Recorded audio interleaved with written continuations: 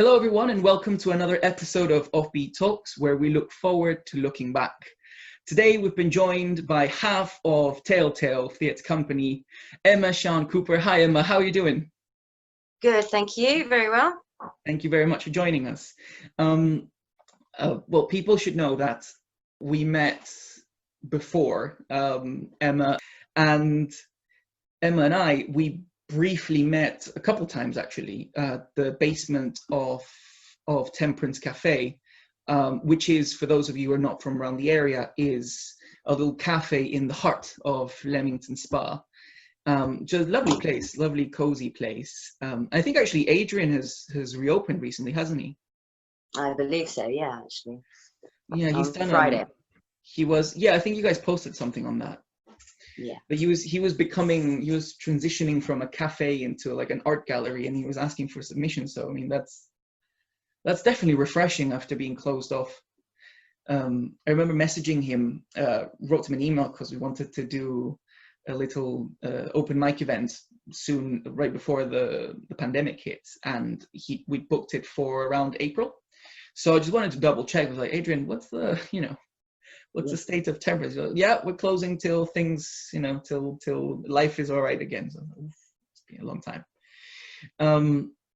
Yeah. but that's the thing. Times are tough, as they haven't been for certainly not my generation. We hadn't known times like this, where so much folly can go on, for lack of a non-mild word. And King Lear once said, "When we are born, we cry that we are come to this great stage of fools." And it has felt, this year at least, that we've been living in a stage of fools, hasn't it, Emma? I would say so, very much, actually. That's a good quote to choose for the moment, I think. Well, I'm talking to Telltale. I need to sharpen up my Shakespeare. Definitely need. Have you played Lear before?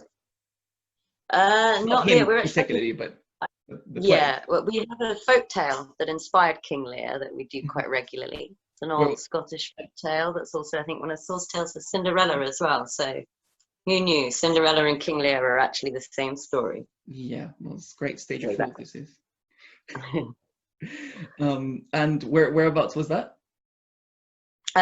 We've done it several places, actually. We wrote it, started telling it originally. Funny enough, it comes from an old storyteller I know, who's someone, I used to know, he's passed away now, sadly.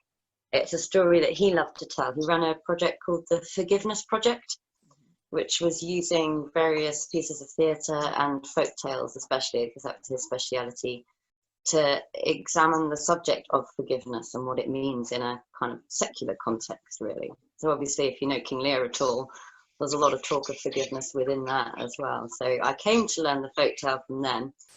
And when he passed away, I sort of took it upon myself to keep trying to tell the story that he always told, really. And there's a lot of, not just King Lear, but there's fantastic stories left by Shakespeare for us to then retell and reinterpret, which is basically the crux of Telltale, in a sense, not just of Shakespeare, but of anything you can get your paws on, basically, which is marvelous. It's and to that, I would actually like to propose a little exercise on not memory in this case, but imagination. So looking a bit forward. And I'm picking your brains a bit as a storyteller here, but how do you think people will remember the times, just like we remember the times of the Bard? How will we remember the times of COVID? That's very interesting, isn't it? I think, one thing that modern times have that we try to find a lot of primary sources throughout history as much as we can, and looking at things, that people are doing on Zoom and putting out online. I think they, to have that from the Great Plague would be a real gift as a historian and as someone trying to, really find out what life was like at those times as well. So I think hopefully it will be remembered in a lot of ways by everything that we're all putting out there. I hope that the ordinary people's experience will be recorded a lot better through this time than it has been in the past. There'll certainly be a lot of material on theatre during the 21st century play, something like that. Yeah, indeed.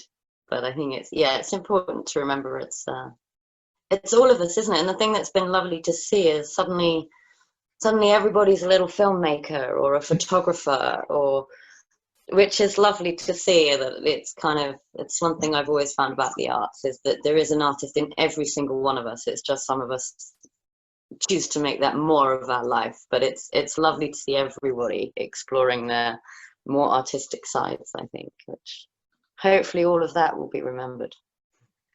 And how do you think these stories will be transmitted or shared in the future? Because obviously a Zoom video is just as, if not a bit less interesting than any regular YouTube video with all its, flashiness. So how do you think these stories, I've been doing a sort of, not through Telltale, but something someone else has organised, who I know is an actor. We've been reading different Shakespeare play every week, every Monday night on Zoom. And I think these kind of platforms have something that YouTube and the other channels don't have. It's that liveness that theatre has that is kind of what makes it, really. So hopefully they can continue to be told orally, I think, but perhaps using the modern technology that we have to be able to, sort of revamp that old tradition of actually telling each other things, looking in each other's faces, and there may be this sort of weird veil between us, but that actually it's an ancient way of communication that's, I think, better than YouTube in some ways. There is certainly it's different, even though it's a recording and the event's already passed.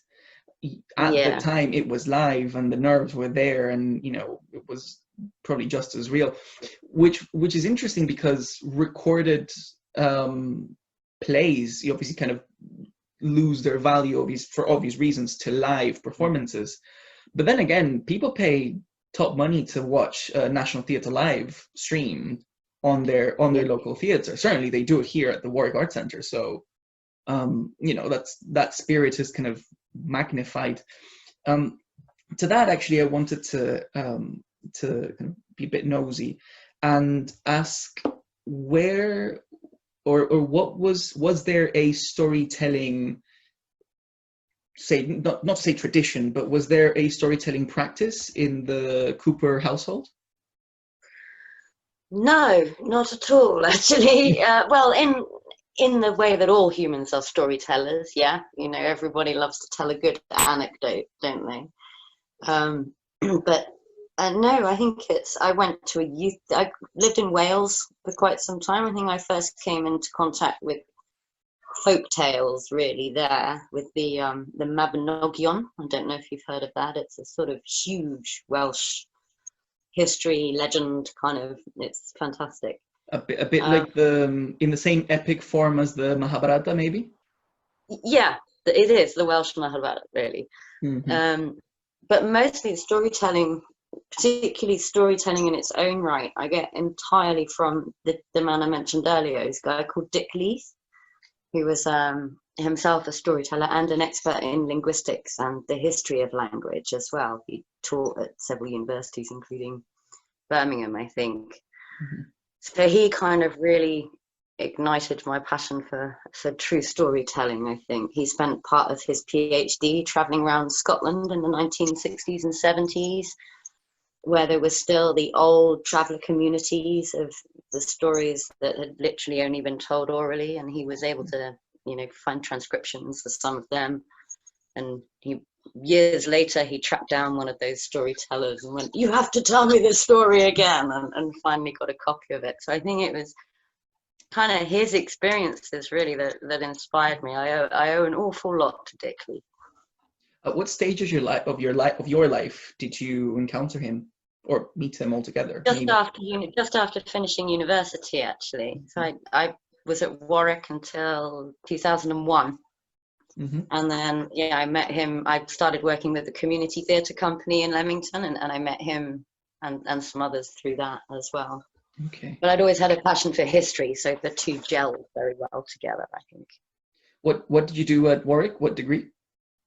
history and politics. Right. Okay, so that fits in quite perfectly, Yeah. except for the Spent part where the most of my history time in the art student. centre, though, I have to admit. That's. I was just going to say that the one bit that doesn't fit in the traditional story is where the history and politics students runs off with a traveling troupe. You know, that's Yeah. not usually what happens. No.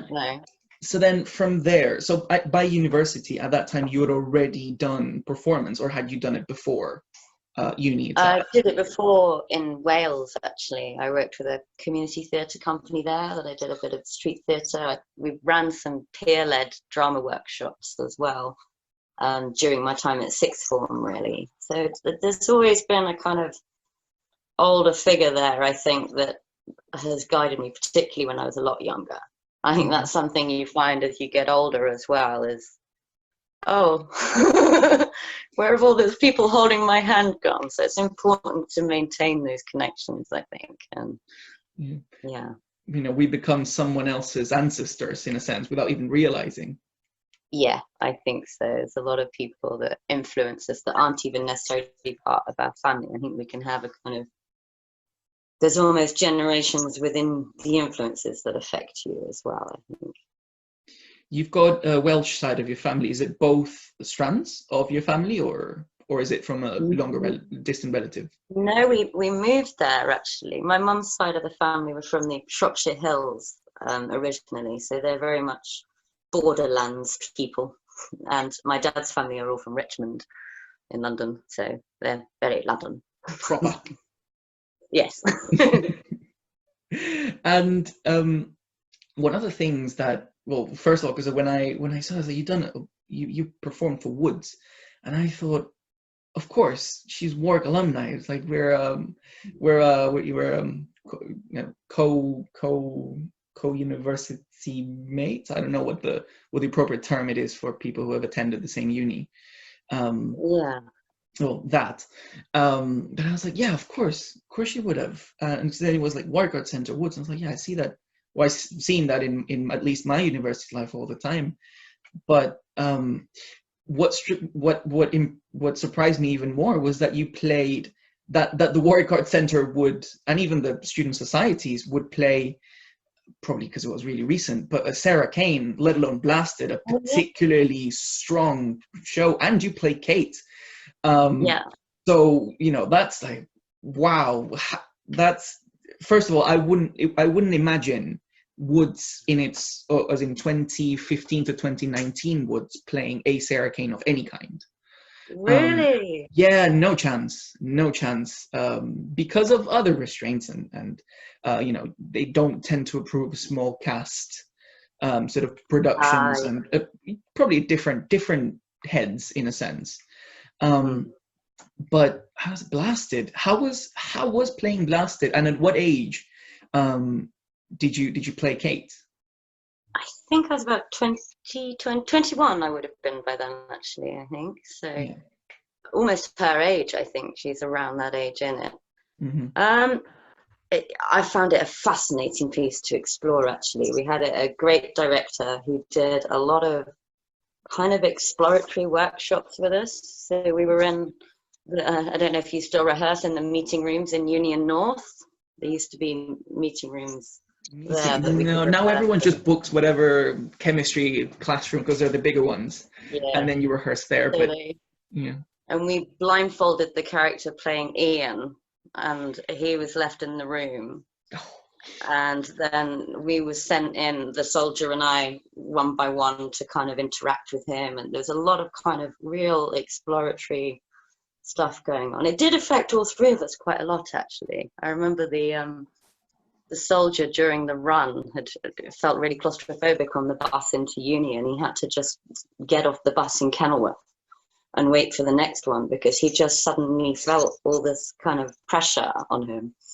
I remember sitting in the dressing room when I was off stage. I sat underneath the table in the dressing room because there was something about the energy of that show that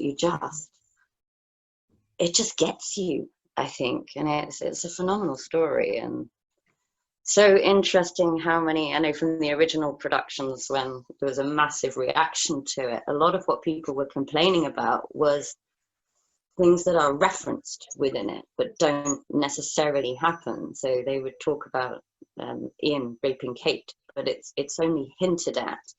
But it's almost, they were complaining about what their own imagination had given them from listening to it, which is a really fascinating thing, actually. Yeah, no, and it's very frightening, and won't spoil it for anyone who would want to read Sarah Kane at this time of the year. I wouldn't recommend it, although Sarah Kane is a magnificent playwright. And it wasn't long after she committed suicide that because I think Psychosis was in what, 99? I think so. It must have been around that time. But the early 2000s, she must have. 95, I think, Blasted was originally. Yeah, 95 was the first one. So Blasted was the first one. Was it popular to stage Sarah Kane's, in that around that time? Sarah Kane was hugely popular, particularly within the university. It was. I know there was a lot of talk afterwards of a lot of people. I think they put. I think somebody did Crave or one of the others in the cooler. It was through Fresh Blood or one of the other societies rather than through what. So it wasn't in the arts centre. Maybe. Possibly, yeah. So there was quite a lot. There was a lot of interest in her, really. Also, she was on the course for the theatre studies students. It was something they had to study as well. So I think, but we had more interest from the outside than I think we expected with Blasted. You had the kind of the real audience, if you like, when it's not just your friends and the other members of What's There. Pretty much. That hasn't changed. At least that side hasn't. Student drama appeals primarily to students, and I think that's all right. But I think no better time to look back than now. First of all, because we have a lot more time in our hands. But also, how are we going to face forward? Theaters are opening tomorrow. Not tomorrow. Yes, tomorrow. And who knows what's going to happen? Who knows? Is this going to be too little, too late? Obviously, not as much. But there's always people falling in the cracks. How was so your training as an actress? I would imagine didn't happen in history lessons, but how did you manage both, or when did one start? Or when did you click that you wanted to professionalize yourself? I think during the time at university, actually, we did Edinburgh nearly every year when we went, and there were a lot of people. I mean, maybe I was lucky for the time I was at Warwick. There's a lot of people that I was at university with that now work, are far more successful than myself, if you know what I mean. There's a lot of comedians who were there, and producers, people who direct regularly for the BBC and Channel 4. So I think we always had very much of a professional drive whilst we were at uni, actually. So it's a kind of self-taught training I've had in a lot of ways that Warwick Uni was a huge part of for me, really. When every time we did Edinburgh, we very much, I actually went with a semi-professional company rather than with the University Society with the shows I went with. Mm-hmm. But most of us were Warwick students, so it was kind of the same, really. And since then, I was always kind of working and saving up for drama school. And then I found suddenly I was 30 years old. I'd still not quite managed to save enough money, but I had 10 years of professional acting experience behind me. And you kind of think, do I really need to go now? I would still, if I won the lottery, I'd love to have gone to the Moscow Theatre School. Oh, okay. Would you like to? Yeah, I remember reading about that and going, that would be my dream. But let's okay, then I'm confident in picking your history of theatre knowledge. If you could time travel back with a master, who would you pick? Although I'm kind of imagining who it might be, but who would you pick? And who would you pick? Who would that be for training? Good question. I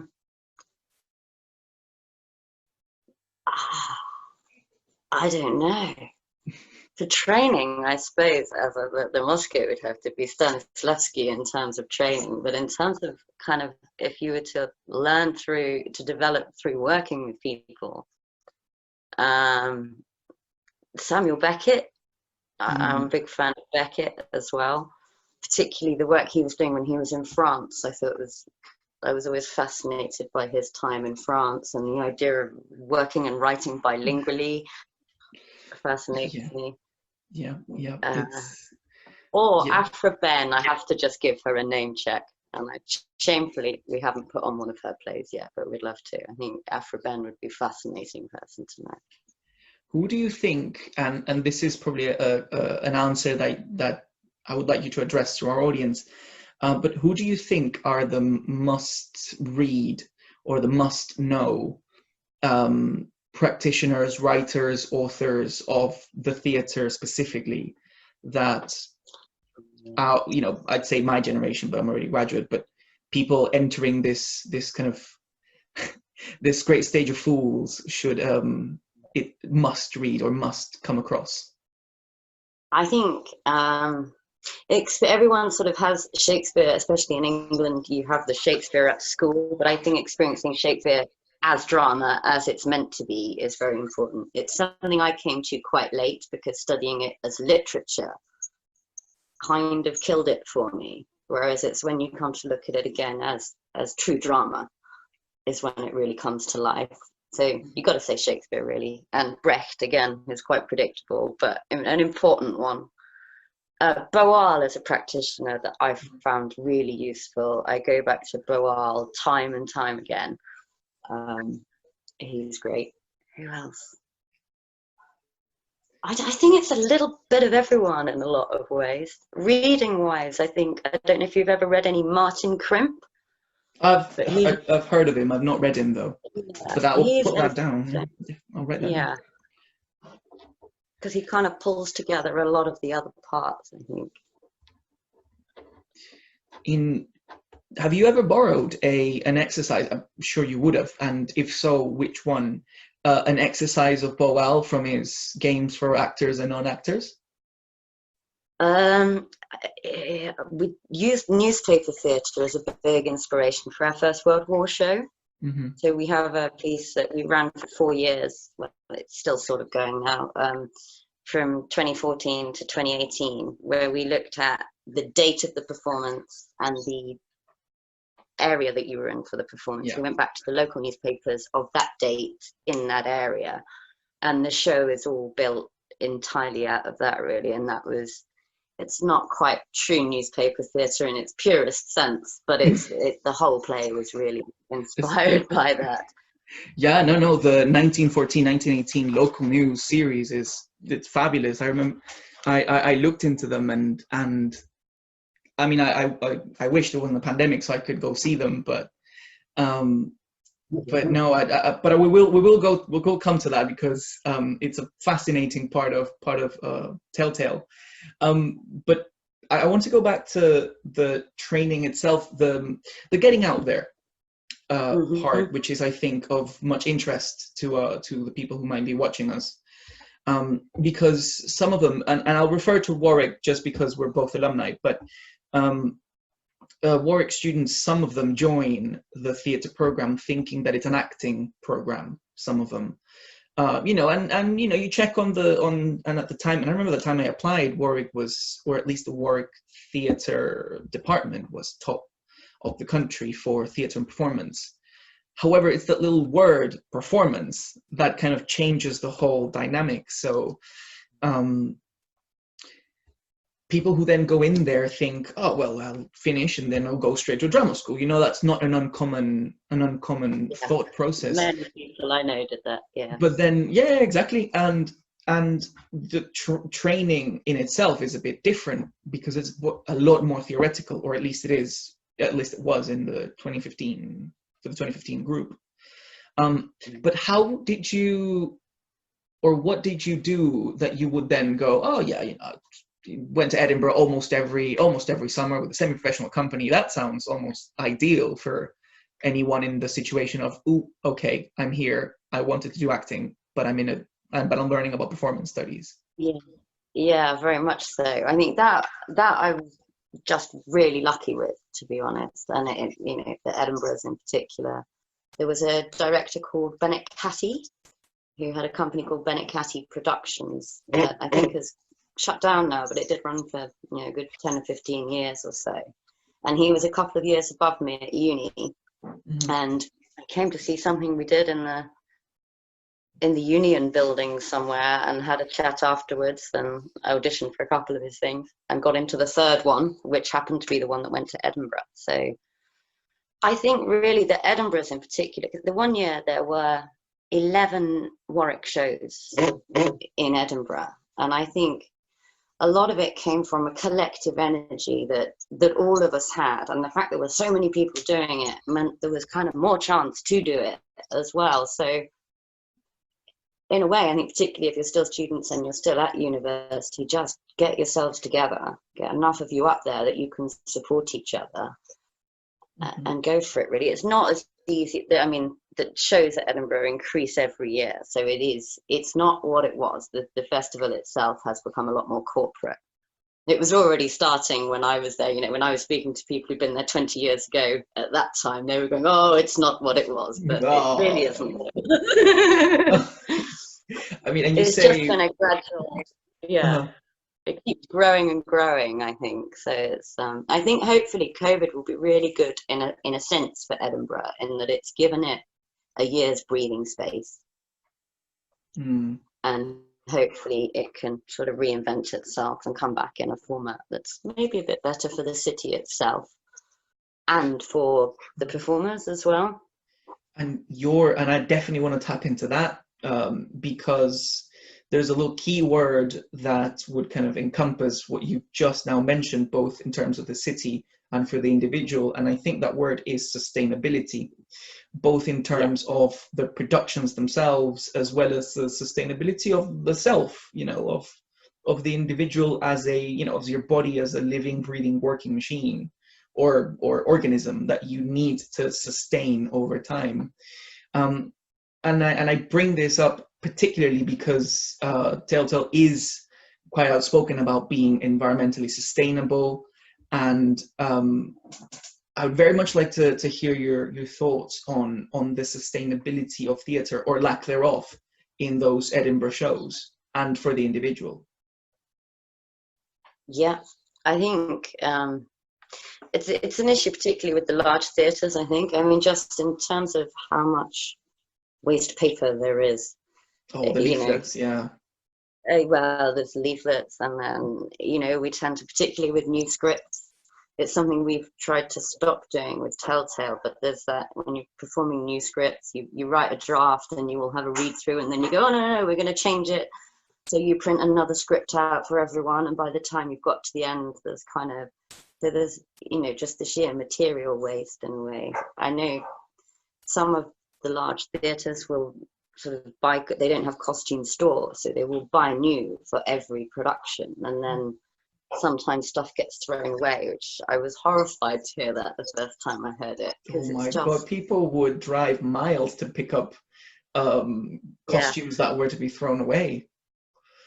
Exactly, but yeah, they're just, I don't know where they're going. So there's that level of just, I think, just thinking about the materials that you're using.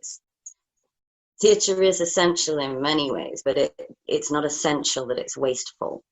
So it's that, just think, do I really need it? Do I, you know, the extra bits and pieces? And a lot of the time, the beauty of theatre is you can do something very, very minimal, and it actually says what you want to say without having all the bells and whistles on it. A lot stronger. And what about the sustainability of... Get everything. Sorry, go on. Oh, sorry. Yeah. What about the sustainability of the actor as a being? Is that also wearing out, or can be worn out, if not a sustainable management of oneself? Definitely, and that's something that I think all of us are still trying to perfect, really, is to make sure that you have that kind of quality of life balance as well.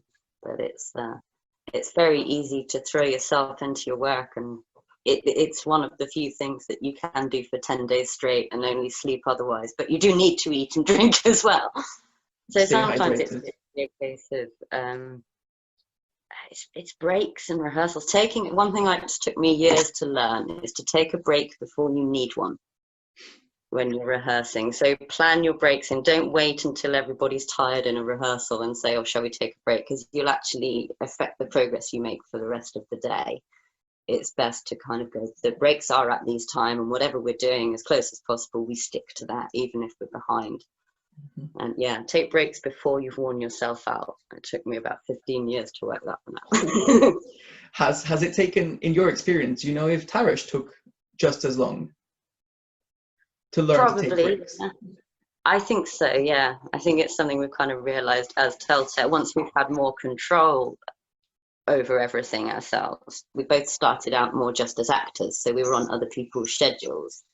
And then when we started working together and it was just the two of us, we would have a tendency to just sort of plow through because you're really excited about what you're working on. And then you suddenly hit a point where all your energy just drains and you realize actually, and then you have to stop because you don't have the energy to carry on again. So it's, yeah, I think it's something that's built into other schedules, yeah. Mm-hmm. And yours are obviously very physical. I mean, as many reviews have stated, but your work is, you know, highly physical, coordinated. The comic timing is superb. Like, but that obviously comes out of the sheer understanding between you and Taresh. But even that level of concentration can drain you if not kept in check. Something I was always curious about, and I do want to go beyond how did you and Tarish meet, because that I think people can find in the website, and we'll obviously put all the social media and stuff below. This will be uploaded to YouTube and on all social media as well, so you can check it out at Telltale Presents and Offbeat Scratch Nights as well. But one of the things, and I want to hear your anecdotal side of it, and Tarish is not here to defend himself, so make with that what you wish. What did you think of him when you first met? Funnily enough, we met at a workshop audition at the Drum Arts Centre in Birmingham. Mm-hmm. And he's just an incredibly physical performer. I think we were doing some sort of park bench exercise, and I don't know what he was. He was some sort of strange lizard creature that didn't speak, but we managed to kind of create this odd little scene. I think I was a little girl or something, and it was this odd little scene which didn't have any words in, but we both knew exactly what we were communicating. So I think, yeah, and we both got the job from that audition, so we then got to know each other better afterwards, really. So you clicked almost immediately then, in a sense? Yeah, I'd say so, yeah, particularly on a performance level. Did you, so what year was that again? 2010, 10 years ago. Oh, well, there you go. 10-year challenge before, before the start of everything that would become this decade. One of the things I absolutely love about Telltale, and obviously I've gotten to see a couple of extracts of the show. The first one was Mr. Smee, which was fascinating. And one of the things that also caught my eye was that was a used script. Like, that script had many, because I was picked along some other people to read with, along with you guys. But what I love about Telltale is that you find that you are quite a company suited for small, cozy environments. You don't, it's almost as if you don't want a big audience, precisely because of the kind of personal experience that you want to have with the audience. That obviously it's a deliberate choice, but was that an option when you first started, or did it just happen naturally and then you kept it that way? A bit of both, I think. I used to work with another friend many years ago, I think just after I finished uni, and we devised a show that we toured around a few places that was basically, it was meant to be one room in a house throughout different ages. So you had all these vignettes of different centuries and different times that they were kind of like sketches, really. It was mostly the 20th century, I think. It didn't go too far into the past, but the idea with that was that it could be performed in pub function rooms. You know, you get these kind of spaces with sofas in and a fireplace. So we kind of did it to tour pub function rooms, largely because I was working in bars and pubs at the time, and I realized that those were often spaces that if you could bring people into the pub, you didn't pay rent for. So it's kind of initially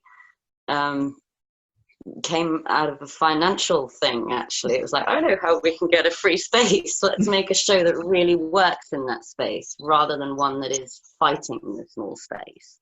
Mm-hmm. Funny because, or interesting and funny because you said that not the very first show, but a show that marked an interesting moment during Warwick was a claustrophobic feeling of blasted, and now you're accommodating quite nicely to these tiny spaces. You know, it's a nice thing to think about. Yeah. And another peculiar thing is, how does this tiny, you know, you almost seem to be like reduced in size into like a bite size sort of company, but it's Mark, you can do wonders. That must have felt then, I don't know what the opposite of claustrophobia might be, but you know, but you must have felt something different when at the Angels Stadium of Anaheim, that massive American-like structure. Yeah, we're in the Staples Center there with that show. It was for a Sikh New Year. We were doing a piece about a Sikh Maharaja. Teresh walked out on stage, said his first line, and playing the Maharaja, he got a standing ovation for his first line. So he's been terribly spoiled ever since. Oh, has he now left the room? That's why. That's good. No, he was just gone. Nah, it's okay. There was someone hoovering, so I thought I didn't know if noise was coming through. Yeah, I don't know, because I've done a lot of outdoor performance as well, which again, you have this huge expanse in front of you.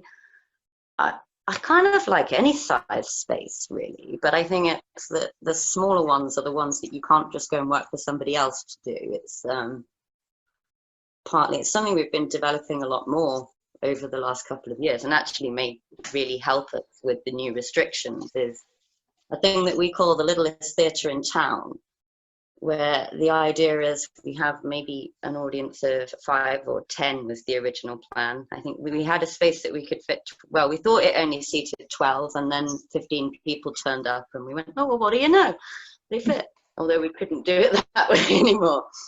But that's kind of the idea, that you get almost a whole season of theatre programming in a day. And it's a pop-up thing, so it can travel anywhere. It can take place in a gazebo or the Magic Lantern at Temperance would be perfect for it, actually. But even the plays are small, so it's part of our First World War show was following Lady Dorothy Fielding, who was a nurse in the First World War, and she wrote copious letters home. So we've taken each of those that, within each of the shows we did over the 4 years, she would just read one letter, but we've now put them into a 20-minute piece. Yeah, so it's a small plays in a small space that we're looking to do, I think now, with just one household at a time when we can do it live, or if it's outdoors, to maybe have 2 or 3, to keep it very personal in a way, and it becomes a truly shared experience, I think, if you want to quote Peter Brook, who... Yeah, that's one of the practitioners you need to look at as well. I forgot Peter Brook, of all. The only one I've met, and I forgot. Yeah. Your very own. So, no, and I mean, the opening of the Empty Stage is kind of stripping down theatre to its most basic, or by basic being the utmost necessary. That being, a stage, an actor that walks by and someone else that watches, and that's it. That is sufficient for theatre.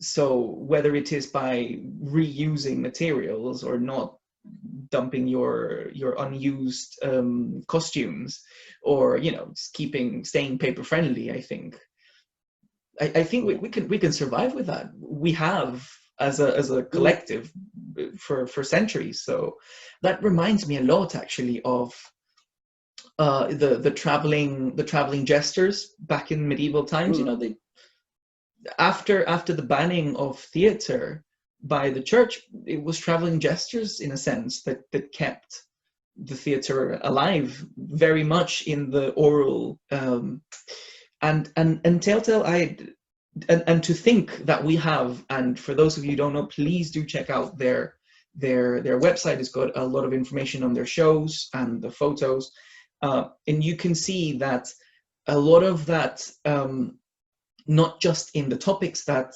Telltale explores, but also in the way that you guys conduct your work, is very much like the times of old, without trying to sound too ceremonious. And I actually wanted to this is we get to the more Telltale side of as a company, because you look back in every sense of looking back, both at history and the topics, but also you revive and revisit the traveling, oh, but watch out, here come the actors, here come circuses come to town, it's a traveling thing that always only happens once, and once they've gone, they're gone. So I'm interested in 4 different areas that I think we can unpack in this next part of the conversation, on Telltale. The first one being research. You are the main playwright. Do you occupy that function then? What is the difference, or first of all, the research that you conduct as a playwright, and say Tarish, I'm sure he will have to conduct research of his own in a separate way, or in some other fashion. So how is that dynamic, both in yours and Tarish's ways of researching? I think a lot of it we both research at the same time to begin with, so it's kind of shared, but obviously look in different places. I mean, when we very first started, we used to kind of read history books to each other in the evening, but as you get busier, it's sort of, no, you read that, I'll read this one, and then we just keep trying to discuss it and show things to each other that work, really. With some of our scripts, such as Queen Victoria's Diaries, that's mostly me, because it's just really the one text that we're going from. It's 70 years of text written every day, which you can never get all the way through, but it's I think for that, a lot of them become kind of ongoing projects, and the digital archive of things like the British Newspaper Archive and her journals are so good for that, because you can kind of go, oh, we've got with Victoria and 1918, there's always a section that is, even Queen Victoria's Diaries has a local bit, so I could go on to the digital archive and put the area that we're in and see if she happened to visit there, which strangely she seems to have been everywhere so far. You seem to have some fascination with particular historical figures, such as Uncle Richard, but we'll get to Richard III in just 1 second. But in the research, can you tell us a bit about the process of unearthing these stories as well as histories with respect to the 1918 local news research commissioned performances? Yeah, so we've approached various museums. We work a lot with heritage sites. We tend to perform outside of theatre spaces. So often, like, we worked with the Fusiliers Museum in Warwick, for example, on 1 year of 1914. And they have obviously all their own records as well. So we always ask any heritage site we're involved with, what have you got, really, to see if we can get anything out of it.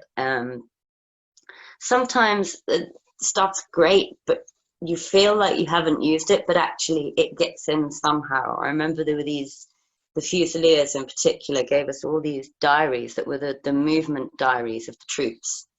So there was no emotion in them. It was just kind of, we moved from this point to this point. The weather was like this, X amount of shells or something like that. So there was very little emotion in it. But when you read a few of them, there was a kind of rhythm to it that came through. And I think we found there's a point in the play where it was in the trenches, and we remembered that rhythm, and it sort of comes back to even the things that you think, oh well, we can't use that. Suddenly, as you're rehearsing and you're devising, you find, actually, remember that rhythm that came in, and it's trying to keep. So it's sort of in there, but it's reflected within the movement and the soundscape rather than actually putting the words there in that case. Do you create work based first on the research, or do you have a prompt that you then research on that produces work? I'm guesstimating it's a bit of both. Usually but the prompt, yeah. Right. Like Richard III, for example, we were approached by Leicester Guildhall to write a piece for the reinterment. So that one was very much, we were given the impetus for it. We went away and researched it and tried to fill their brief, really, because they wanted something that the Richard III Society would still be happy with, but that didn't completely dispel the normal story that Richard killed the princes in the tower, and also that was suitable for a fun family audience. So that's what we came up with, really. It was quite a tight brief, but it was great to have it, because I think a lot of the time these restrictions and your limitations are actually where you can find the creativity, theatre especially. Another area that I'm fascinated by is the world wars, the gunpowder plots, the non-monarchy period of Cromwell, and not everything that followed, but a lot of what followed. So your focus, I think, if not the very first, definitely the very first theatre company that focuses on historical matters, or at least looks almost always at the past, whether it is with historical figures as well as old writers. So in the case of Richard III, where does this particular love and excitement over Richard III come from? Is it yours, or is it Tarish's, or was it shared?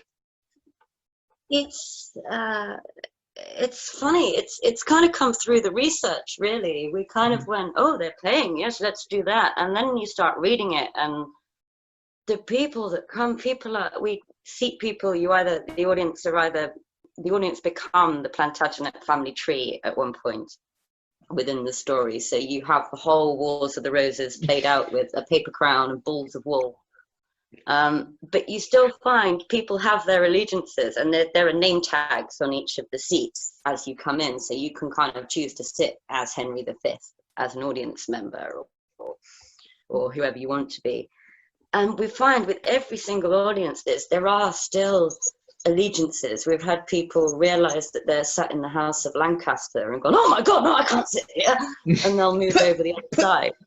Yeah, and there's still that real feeling of the Yorks and the Lancasters among some people. And I think it's, and then the Richard III Society, the people who believe so much in Richard's innocence are so passionate about it that I think it just draws you in by spending time. And the story itself is just the best mystery story ever as well. So I think that one genuinely just drew us both in as we worked on it, which is partly what we love doing about it, really, is to pick something that we know very little about, and by the time you come out, it's almost like, Margaret Beaufort, who's Henry Tudor's mother, we constantly refer to as Granny Margaret, because that's who she is to us. She's quite foreboding, but she's still Granny Margaret. It's got that, it's almost like, and the more you do, you then, if you visit a historical place or something and you see pictures, it's like seeing your old friends, the same as it is with the authors and things that you love, and you see the books on the shelves, they become your old friends. And I think historical figures kind of do, by familiarity, really. And Queen Victoria is one I love to despite myself. I can't, with reading her own words, it's, in principle, I should hate Queen Victoria, but somehow she gets under my skin, and she's got just this little way of wording things that she's a fascinating person, really. A couple of quick fire follow-ups on this, because I could talk about this for another hour. Quick fire questions on Richard. What do you think Richard would think if he were to be present in a ghostly figure watching the show? Well, of course he is in audience form. They're all ghosts. What would he think? I don't know. Well, at least in our version, unlike in Shakespeare's, he would have the opportunity to defend himself if he was there. I hope he'd like it. I hope he'd think it was fun. I think Henry VIII would definitely like it. He also features as a young boy in the play. He's the one who's unpacking the story. So I feel Henry VIII would definitely like it. I'm not sure if Richard was perhaps a bit more serious. Did you ever perform Uncle Richard up north? We haven't yet. We were talking to Midland Castle, which was his seat in Wensleydale. We should have been there in April this year. So hopefully that we'll be able to take that off again. We performed it. I'm not sure where the furthest north we've been. Weirdly, it's all gone south, I think. Ludlow is the furthest north we've been actually with it. There were people that would take issue with you referring that to as the north. I know you're not, but there's a big dispute over what the north, it's where north the north of Warwick. Oh, definitely. But to them, that's still the Midlands. It is. I mean, I live very near Ludlow myself, but yeah, it's the furthest north rather than. It'd be interesting. But yeah, Midland Castle. If you would you think the play would change if you were in Yorkshire as well as Lancashire? Do you reckon? Quite possibly, yeah. I mean, you can tell when you have a Yorkist audience in, for example. How can you tell? They're rowdier. It's odd. It's you find the people sat on the York side, or they'll shout out when they win a battle, whereas the Lancastrians tend to go, oh yes, they kind of create their own character within the audiences. But yeah, we found certainly when we did the play we mentioned earlier that went to LA about the Sikh emperor, there was a big difference doing that in England compared to Scotland. In Scotland, it was more of a story that I think they knew, that the kind of colonial experience and the empire and everything. I think people in Scotland came away almost saddened by it and took it as a very serious piece, whereas people in England would go, oh, what a lovely story of how we've got one of the crown jewels. And it is very interesting, different. It was almost, we wanted to tell the Scots to lighten up a bit in a way, because it was almost that they took the full responsibility upon themselves, which is perhaps what, more people in England should be doing. But at the same time, we are 180 years later. We don't need to personally feel guilty, So that was very interesting, we found. Even the review. That particular attitude towards history and I will only refer to this very quickly, but I don't know if you've seen the videos after the Black Lives Matter protests, that there were some, like this community of I think it was a group of about 8 to 10 white people that were kind of kneeling before an African-American family, and they were kind of crying and apologizing, and it was very emotional on both ends. I think, so that's obviously America's relationship with its own past and its own colonial past, imminently inherited from Britain.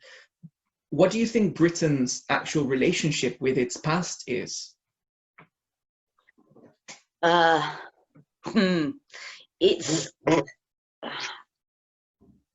It depends on the Britain that you're talking to. Obviously, I think there's a large part where we don't know our own history. And I think that goes for everybody here. We kind of know our own history. We sort of know, oh yes, Henry VIII had 6 wives, and Queen Victoria was there for ages, and Elizabeth I was brilliant.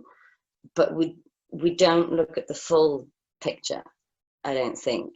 And even down to the experience of the empire and colonialism was happening between England and the other 3 countries way before we went anywhere else as well. It's this kind of, and particularly within England, or what even were previously the English nations before England was there, that there's always been this, it's what's brilliant about England and what's awful about it in the same thing, that it has always wanted to reach out and to learn and to find new things, which is a brilliant thing, and to understand new things. But then at the same time, there's that same urge makes it want to conquer places as well for that. So I think England itself is a strange dichotomy, and we need to look to our treatment of the Irish and the Welsh and the Scots, as well as how we've behaved in the Empire, because I think a lot of that is where it starts, really, is the idea of being able to treat the Welsh or the Irish as second-class citizens with a language that didn't matter. Of course, you're then going to transfer that when you move to Africa or to India onto other peoples there as well. So it's, yeah, and then you get, even within England, you've got the people in Yorkshire and the Cornish. It's a very odd nation, really. I suppose they all are, but this is the only one I know really well. and that alone is quite interesting. I remember my girlfriend is from Liverpool, well, not from Liverpool, but within northwest Lancashire, and I remember referring to a place up north, as it was like, oh yeah, but that's this particular town is in Yorkshire, right? And she was, surprised almost. I mean, it's like, what are you talking? I'm gonna tell my parents, I'm gonna shame you with my family. I'm gonna tell them that you said that was Yorkshire and not Lancashire. That's in Lancashire. And Lancaster itself was a Yorkist city, and York was a Lancastrian city. So exactly. I wish down with that one. But the modern, exactly. But obviously, me not knowing modern boundaries between counties is probably the softest offence that one can commit against a northern, or at least her particular northern identity. Obviously, she was only playing, but I thought, wow, this is. Like, you guys, even till now, are very territorial in a sense. There's a strong sense of community as well as a result. So it's got nuance. It's not all bad or all good. It's a bit of a grey scale, in a sense. Another aspect of the company that when I read it, my mind was blown immediately. But when you did the Stratford Magic Alley Theatre residence, you created 8 shows over the course of a year, or under 8 shows, you're right.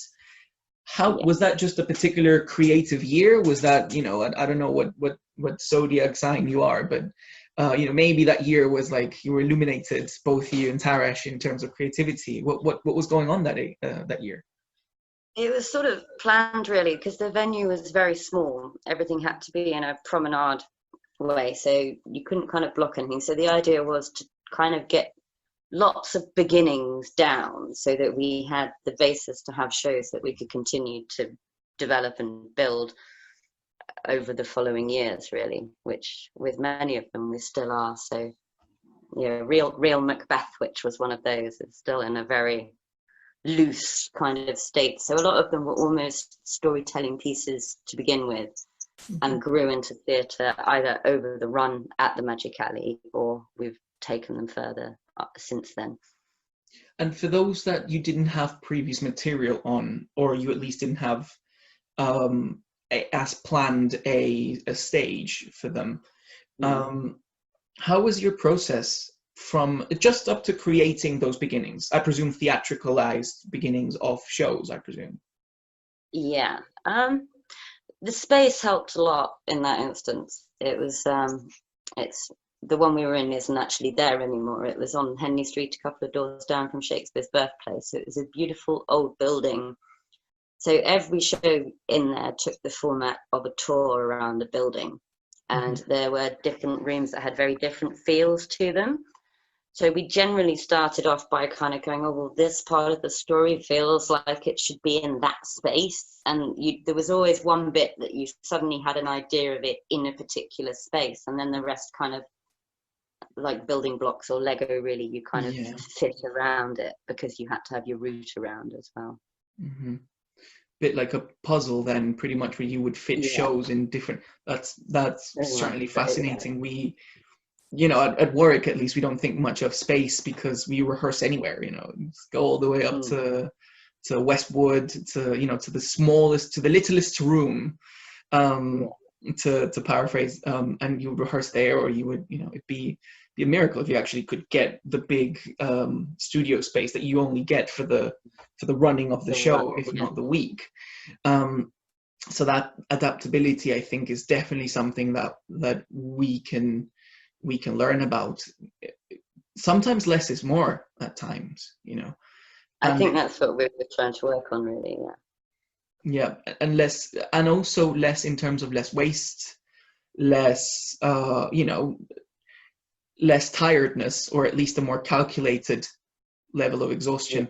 To start wrapping up, because we still got about 10 minutes, so it's I would like to actually close in a different note. I was looking through the both Tarish's and Telltale's kind of Twitter accounts to see, you know, what you guys have been up to. And by the way, I was quite not moved, but I found it quite nice that you shared the rain for like 20 seconds, a video of rain over 20 seconds. Where was that again? That's our house. We live up in Worcestershire now, so it's just that's our view from our living room. So that's lovely. Yeah, it's very nice. Yeah.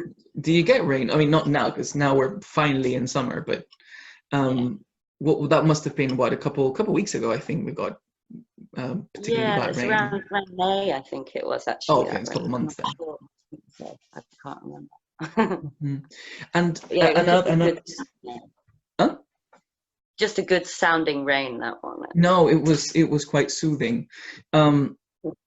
Something that fascinates me, and I don't know if it was you or Tarish that shared this, but that was on Telltale's account, and it was a video on of a Scottish independent media on the First World War. That was a couple of years ago, and the video itself, and this is for the audience, but the video, the central idea of the video was that the focus of Remembrance Day itself kind of missed out on another take on the war. Now, first of all, was it you or Tarish that shared the video?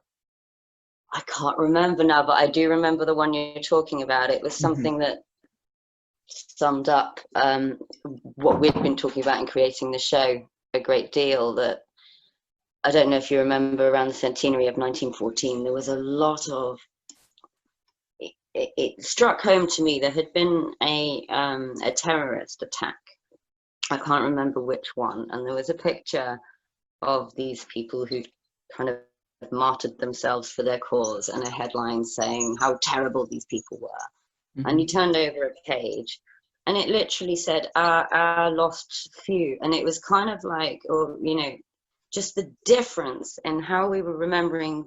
You know, no disrespect to the soldiers in the First World War, but it's still, it just seemed wrong. The kind of that we're still, although we read the poems that say, oh, it was all bad because we glorified the war and so many people died and went as a result, but actually we're still carrying on that glorification that Wilfred Owen says, don't bloody do this, it's dangerous. And actually when it came to 100 years later, we were still there going, oh, you know, our heroes, and isn't it great, isn't it a noble thing they did? Whereas actually what we could perhaps be doing, I think particularly 100 years on, is to be saying, how do we make sure this really never happens again?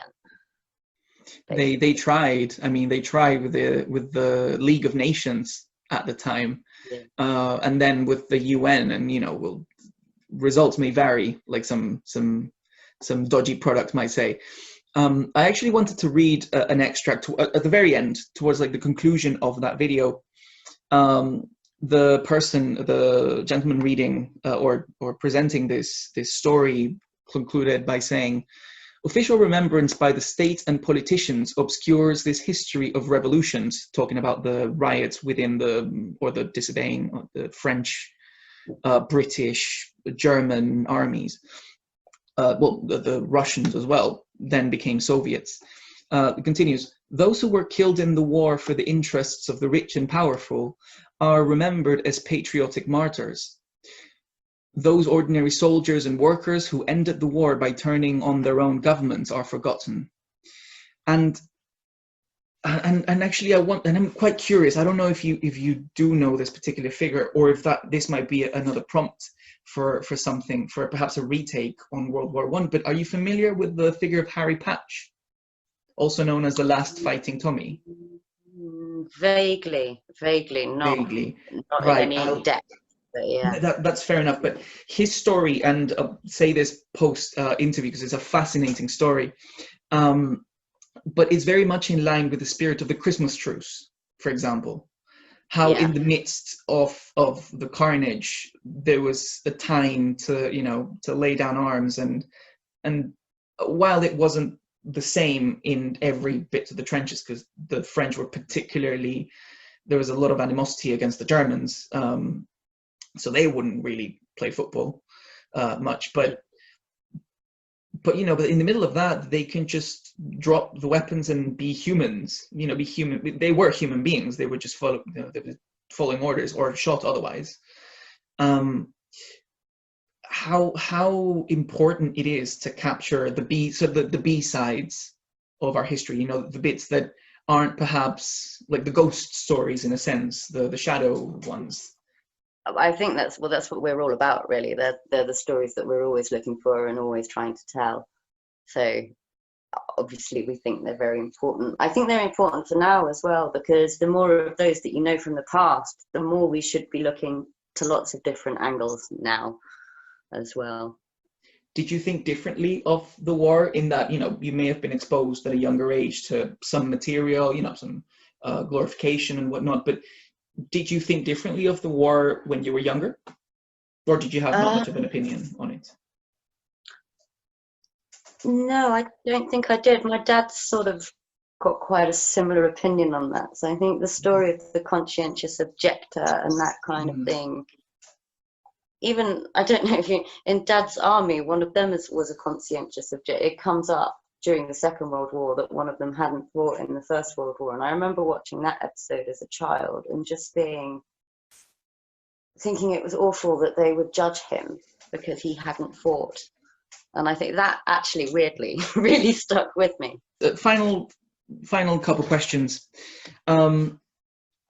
What lessons would you say, taking into account everything we've talked about, and I would have loved to talk about the Isle of Wight, touring and everything else, but first on a practical level, the do's and don'ts, the things that you learned that you wish for young people to really know and to take with them from our talk today.